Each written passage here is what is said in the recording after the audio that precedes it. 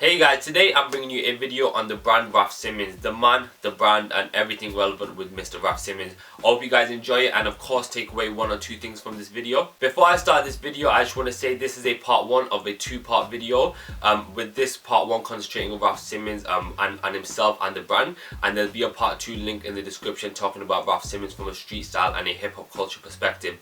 There was a lot of information to put into this brand and you know there was too much to really cover, so I didn't want to hit you guys with too much information in one video and thought splitting it up would be the best decision. So yeah, check that out. There'll be in the link in the description for you guys to look at that too. So let's kick this part 1 off and start at the beginning and talk about Raf Simons as an individual. Raf Simons was born in 1968 in Antwerp, Belgium, and he describes the place he was born as a very rural area in the middle of nowhere and a village between cows and sheep. His village held a very basic state of living and it didn't really have any culture inside of it.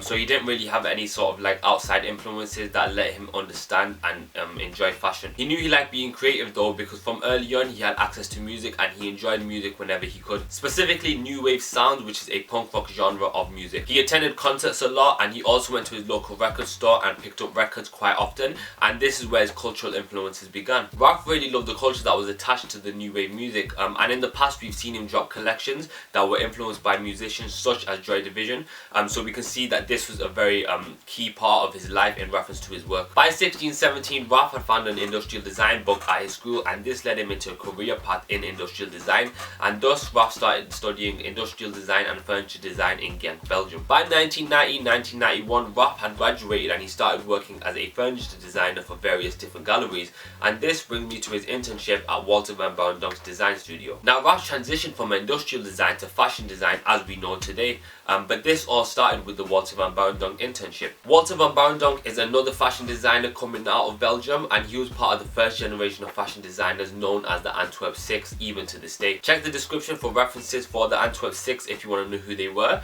but as Walter was kind of first designing and gaining attention, he was also gaining the attention of Mr. Raf Simons. You see, Walter used obscure things in his fashion such as furniture and masks, and this wasn't something you would commonly see back in the day, so this was something that caught Raf's eyes from early on. Raf ended up writing to Walter and faked a fashion portfolio in hopes of getting an internship under his design studio, and in that fake portfolio he just did a bunch of fake fashion stuff, and then at the end he added about 5 or 6 real things that he did in industrial design, such as creating an egg holder. Yes, Raf went from designing egg holders to the wavy garments that we see today, and that is why Raf is Raf. During Raf's time under Walter, one of the first things they worked on was Walter's 1990 collection named Fashion is Dead, and within this collection Walter created a fake newspaper, and in this fake newspaper there was fake adverts as well, such as like a perfume advert, and Raf had to create these inanimate objects like a perfume bottle to add to the aesthetic of the collection, and this was where they first started clicking together as an intern and a mentor. From there, Walter invited Raf to his first fashion show, which was the Martin Margiela All White show in 1990, and this was the beginning of Raf Simons' journey into fashion, because this Martin Margiela show influenced and affected Raf so much that he started to rethink his whole career choice and realized he didn't want to do industrial design and rather do fashion design, and fashion was his true creative passion. Raf met one of his best friends, Olivier Rizzo, whilst working under Walter, because Olivier was working under Walter as well, and at this time of the internship both of them used to go to a cafe named Witzli-Poetzli in Antwerp, which is another city in Belgium, and them two as well as many more friends would get together and they'd go to that cafe and all they would do was talk about fashion.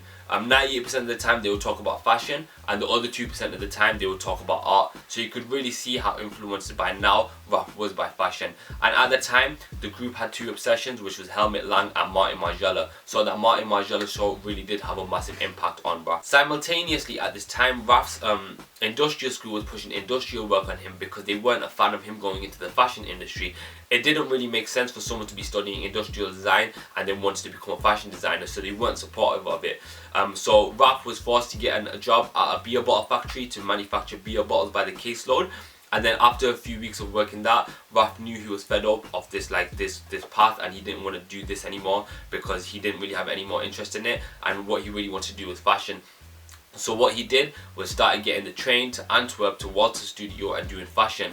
But the key thing about this was that he was telling his school he was going to the industrial design factory, but really he was getting on a train and going to Antwerp and doing fashion. So Raf's been like a rebellious person from early on, and we've seen that affect his collections and reflect on his collections in the past, which I'll talk about soon. But after this, Raf met Linda Loppe, who was the head of fashion at the Royal Academy of Arts in Belgium. Linda was interested in Raf's furniture work through finding out about it through Walter. She tried to get Raf into various different furniture galleries and furniture studios, but Raf didn't want to do this, and he wanted to work under Linda Loppe's fashion academy instead. Linda told him that no, he couldn't do this, but if he did want to, then he would have to go and create a collection and come back with that to show that he was serious about this. And Raf was very serious about this, because he went away and he created a collection of around 25 to 40 pieces and presented this to Linda, and Linda ended up sending him to Milan with his collection. After this, he began working for clients, and through Linda's influence as well, he pursued fashion, and in 1995 Raf Simons, the label, was born. So Raf came into the game in 1995, and originally he was going to start the brand with two female friends, but they both ended up backing out on him because they weren't sure of the brand's future, as well as that the fabric bills were too much for them to take the risk on, so they decided to back out, and Raf was forced to pursue this on his own. You know, when Raf came into the game, he wasn't really he didn't plan to become this famous person and this famous designer that he is today. He just really wanted to create garments. 1995 was Raf's first collection, and between 1995 and 1997, Raf could only present his collections in a video format rather than runway. Autumn-winter 1997 was when Raf produced his first runway collection in Paris. This collection had a youth, schoolboy, student aesthetic to it, with hints of new wave and punk music with it, and as I mentioned, those were things that influenced Raf from early on. The collection featured skinny and slim cut suits, which was something new at the time, and what Raf did was get boys from Belgium to present his looks rather than the common agency models, which was very common at that time. These new models had a skinnier and more narrow build, so this introduced the skinnier silhouette into fashion, or men's fashion at least. Raf has been known to be a pioneer of the skinnier silhouette, and that's a trend that we even see in today's fashion, so it was something that was something influential. And it didn't stop there, because Raf was all about youth culture from early on, and this is exactly what he did. Following that collection was the spring summer 1997 collection, which was entitled 1617 How to Talk to Your Teen,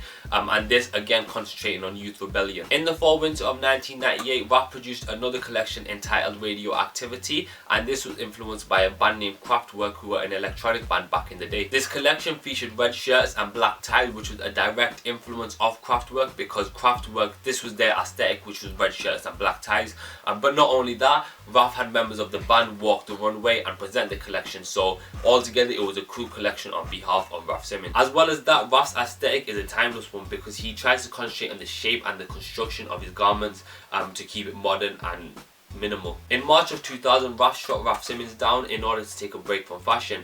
He needed a break because he felt restricted by the business side of fashion, and in order to create to his full potential again, he needed that break. He was approached by a new Belgian manufacturer, and because of this, he was able to hash out a deal with them, and in 2001, he began Raf Simons again. Fall winter of 2001, Raf produced a classic collection entitled Riot, Riot, Riot. And in 2015, Kanye West was seen wearing a bomber jacket from this collection, which is an archive Raf piece.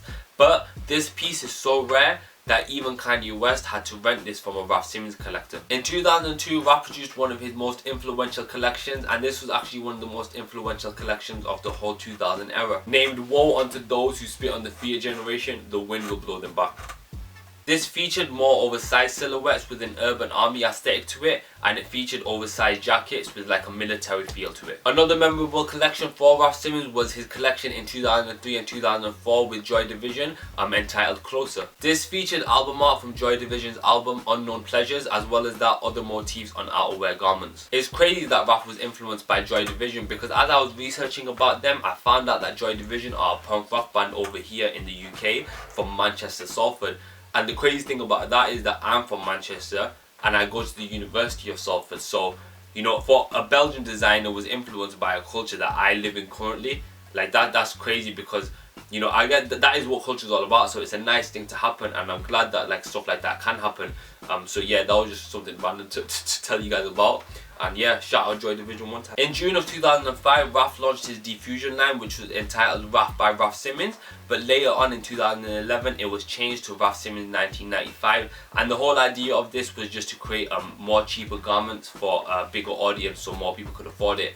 and again that's just another diffusion line that a lot of brands tend to do. In that same year of 2005, Raf was appointed creative director of Jill Sander for both menswear and women'swear up until 2012, and in 2012 Raf was appointed the creative director of Dior for the women's wear side of things, and it was a very bold move for him, but he did a really great job with them over there. He left Dior in 2015, and if you want to know more about his time at Dior, they actually released a documentary entitled Dior and I, which is just basically concentrates on Raf's first collection for Dior. As a brand, Raf Simons has collaborated with a lot of other brands such as Eastpak, Sterling Ruby, Adidas, Fred Perry, and even fellow designer Linda Farrar. Listen, I talked a lot right now, so I hope you guys enjoyed that.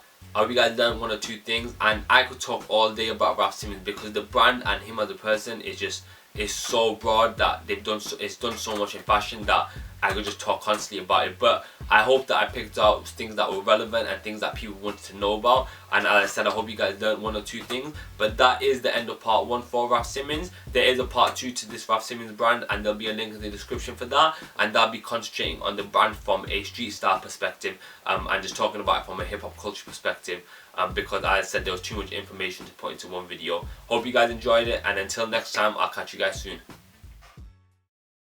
Raf Simons, Rick Owens, usually what I'm dressed in. Blowing blunts, rolling doobies up, smoking sections, groupies rush, holding boobies up in my direction.